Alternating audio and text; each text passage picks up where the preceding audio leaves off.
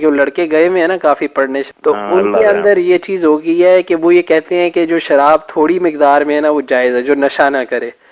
تو وہ کہہ رہے تھے کہ اس پہ بھی کوئی آپ ذرا خطبہ دیں. کوئی یہ فہد اللہ کے رسول نے کس طرح چور دروازے بند کیے. کچھ لوگوں نے تو یہ کہا کہ شراب صرف وہ ہے خمر جو انگور سے تیار ہوتی ہے یا کھجور سے، باقی شرابیں جو وغیرہ گندم سے جو نکلتی ہیں نا یہ ارکی ہیں، یہ پیلے کو آدمی طاقت کے لیے تو کوئی حرج نہیں، نشے کی حد سے کم دیے.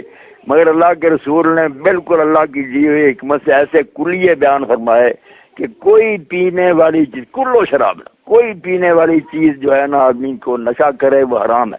پھر تھا کہ تھوڑی پی لے تو فرمایا جو زیادہ پینے سے نشہ کرے اس کا پھر ایک قطرہ چکھنا بھی حرام.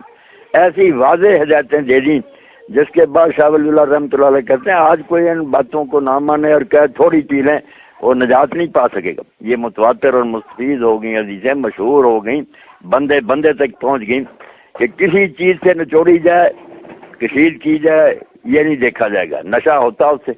پھر یہ کہ زیادہ پینے سے ہوتا ہے تو تھوڑی بھی حرام ہے. ماسکرا کثیر ہو فقریل ہو حرام، جس کا زیادہ نشہ کرے مقدار ہو تھوڑی بھی حرام. صحیح. تھوڑی پر کوئی فہد روک نہیں سکتا بچہ. یہ لعنت ایسی ہے کہ اگر تھوڑی پی لے آگے ہی غرق ہوتا جائے گا، واپس چھوٹتی نہیں. یہ کافر منہ سے لگی ہوئی توبہ، برباد ہو جائے گا. واپس لوٹنا پھر آسان ہے. اس کا ریفرنس جائے گا.